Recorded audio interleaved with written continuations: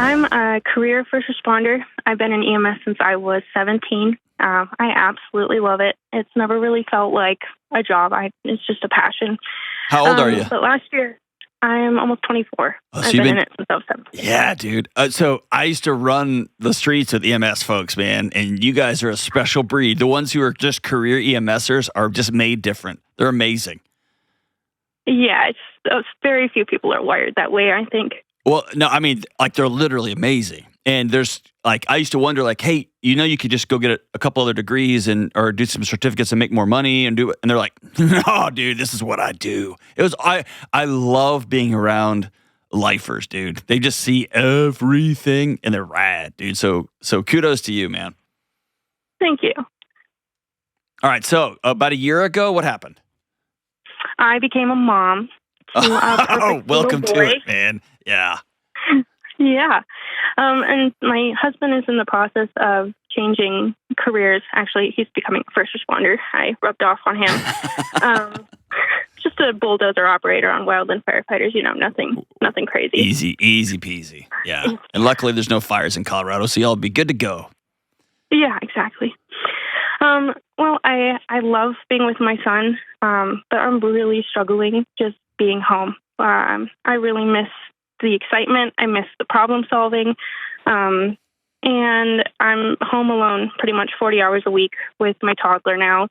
And I've kind of tried it all, the mom groups, volunteering, like the library meetings, and nothing is just filling the void. And I'm starting to feel very burned out and useless, and like I'm just waiting for someone to press play on my life again. I know this isn't permanent, but it is probably the next 1 to 2 years of my life since I just found out I'm pregnant again. Heyo. So my question is two parts. How do I learn to be present and enjoy this time without feeling like I'm going stir crazy? And how do I balance my passion while still doing what's best for my baby and for my family and protecting his nervous system? Ooh, great questions. Okay, so now, can I answer you a third question that you're asking underneath all of this first? Yes. Okay, I need you to do me a favor. I need you to take both of your hands and open them up and put them flat on a table. Okay. Wherever you happen to be sitting, okay? If you're just sitting in your car or something, put them on your legs, okay? Okay. I want you to drop your shoulders as deep as you can. And I know it's hard to keep the phone up to your ear, but drop them all the way down. I want you to hear me very directly, okay? Okay. You're a good mom. Thank you. You're a bad-ass mom. Okay? Okay. And this little knuckleheaded boy won the freaking lottery getting you and his dad as his parents. Yeah. Okay? Thank you. And you're not crazy. And for people listening, if you've never shown up at a scene and had to pull somebody out of a car and there's two bodies on the floor and there's screaming family members and cops everywhere, if you have not done that night after night after night, you don't have any idea the drug that is, right? Yeah.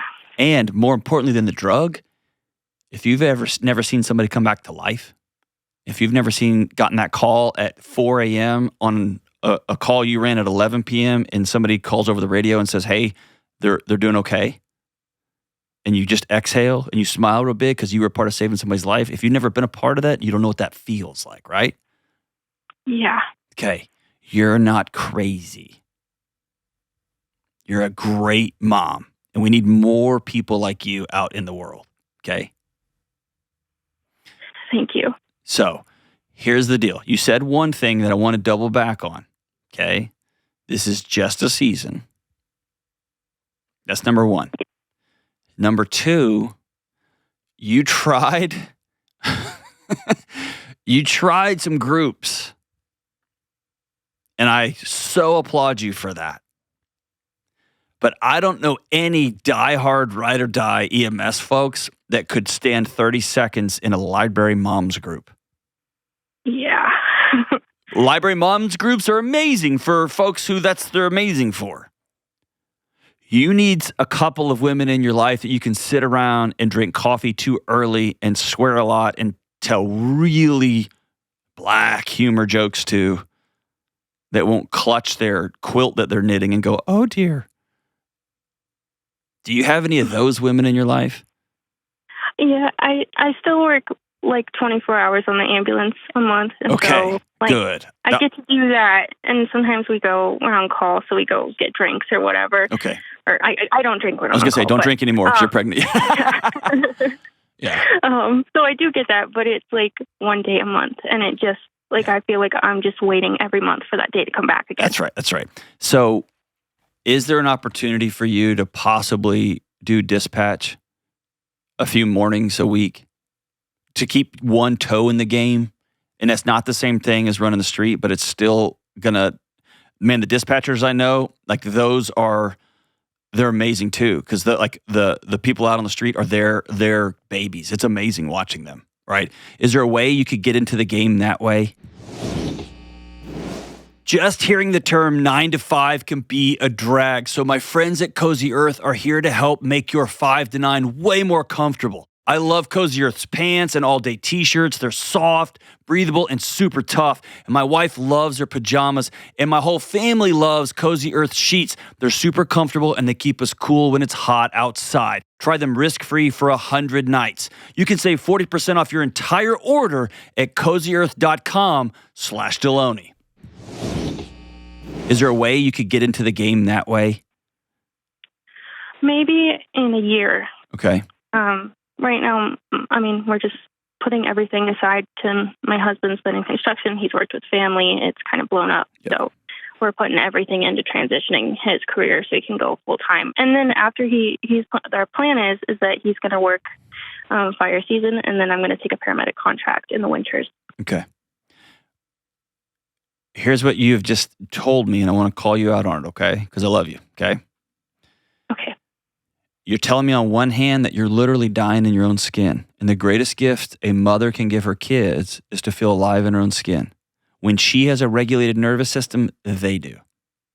Is that a lot of pressure? It's an insane amount of pressure. That's what we sign up for as parents.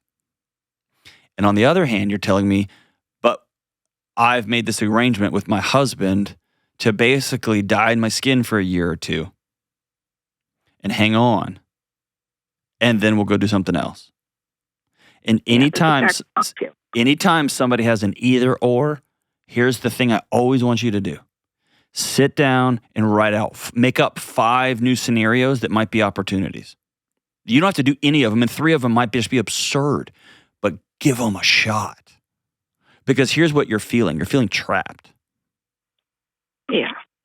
And you're not trapped. You've just made some choices, and the cool thing about making choices is you can make different ones. Yeah. Or if you're just stuck, then the question I want to ask you is, where can you find some sort of purpose outside of being a mom? Because I know the Instagram reels are like, oh my gosh, it's tough for some people, right? And then you get in it's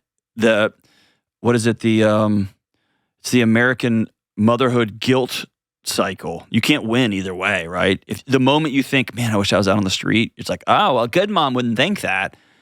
And then the moment you want to be at home and just be like, okay, I just need to suck it up and just be here for this kid. Then they're like, you know how many people are hurting on the streets and EMS are trying to hire and they don't have any people? Like, you just can't win, right? Yeah. And so I want you to opt out of that game completely. So let's take your husband's restrictions off. Let's take the motherhood guilt complex, industrial complex shackles off. Let me just ask you directly. If you could snap your fingers starting Monday of next week, what would a week look like for you? If I could snap my fingers, I would be working 2 nights a week on the ambulances. Okay. Can you do that at your stage of pregnancy? Yeah. Okay. So what must be true for you to go run a shift 2 nights a week? What would be true? What must be true? Is there a teenager that you can hire to come watch the kids? Or can your husband just suck it up because it's a season for him too? Yeah, he'd be willing to do that. Is that a possibility? I think so. Okay. I feel like everything in my life has told me that this is the ultimate career for women, being home, and that I should be really good at it. I get that. I don't feel like it. I think you are good at it. I think what people think that it's going to feel a certain way. And that's what's disorienting. Moms are told this is the greatest calling on earth. I happen to believe that. And it's this idea that this calling will quote unquote feel good. And I'm of the opinion that often callings feel miserable. They're scary. They don't feel right. And to me, that's what makes them important. Similarly, flip it around, we would all say that showing up to a car wreck to be a helpful bystander is a great calling. Very few people can do that like you can, right? Yeah. Yeah. So I want to tell you, your idea, like, I want to be a stay-at-home mom. You're 24. I want to be a young mom. I want to have a bunch of kids. I'm going to be this awesome stay-at-home mom. I've got all these skills that I learned at EMS. My kids are going to be so lucky if they ever get cuts or bruises or have, whatever things go wrong or they fall off and break. I'm perfectly trained for this. And you're also not a bad mom, and you're a great human being and an amazing citizen to say, dude, a couple nights a week, I need to go just gas out.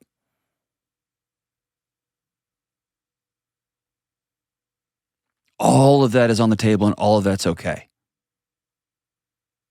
The one thing I want you to, I don't say it's not okay, but the one thing I would not recommend is waking up and hating your life, thinking you're helping your husband and your kids. Yeah, I think that's where I've been. Okay. The greatest gift you can give a husband is to have an alive life. Now, for seasons, right? Like if he's going to school and y'all just make this agreement and you're just like, man, for 12 months, this is going to be miserable. I'm growing a human. I got a kid walking around going, can I have a snack? Can I have a snack? And probably if you're like the rest of us, you keep your radio on just so you can hear the action. And you're just sitting there foaming at the mouth like, I want to be, and you're not, right? Or your colleagues are still texting you like, dude, you missed a crazy one last night. And so you got one toe in, but the rest of your body's like, I don't know what kind of work you're setting up. But if that's the case, you need to get some women who are 5 or 10 years down the road that will come over to your house, or that you can meet for coffee, or that y'all can go for a walk, or go for a run, or whatever you're doing, and you can just experience with them.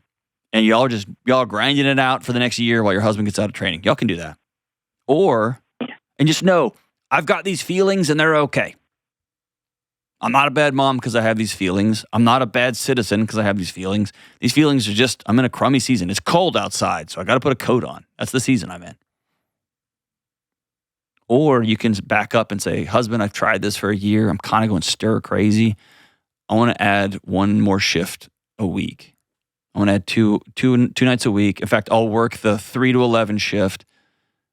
Do y'all run 8s or 10s or 12s? 12. Okay, well, that's a long one. maybe see if they'll split one with you. You take 6s. Okay. I don't know if they will, but just tell them you're pregnant and you're trying to be a good teammate. Surely some supervisor will split that with you.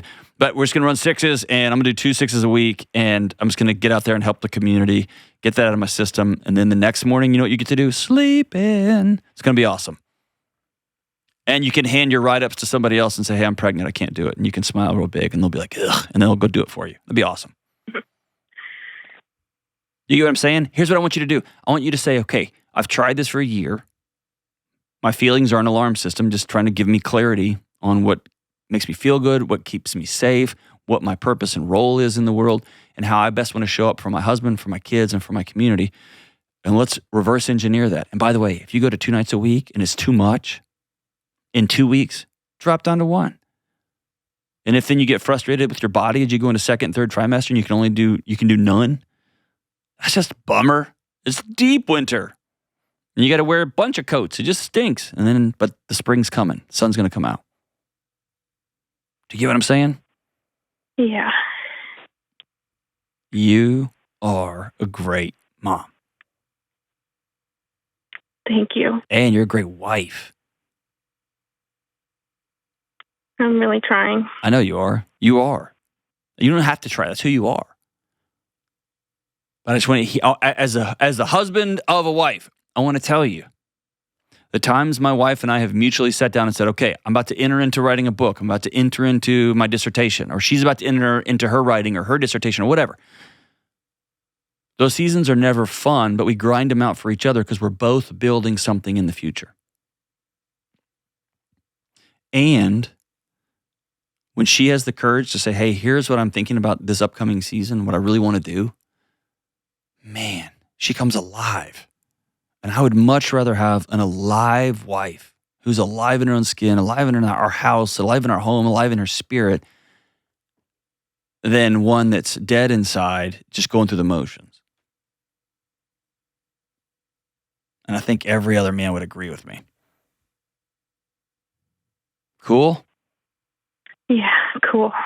All right. I'm glad to know women like you are out there.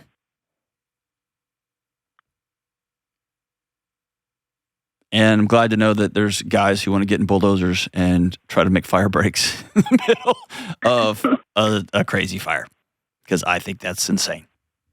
But we got to have them. So kudos to you. Is that cool, my sister? Yeah. All right, hang on the line. I'm going to send you a copy of Building a Non-Anxious Life as just a gift. I want you to read that book.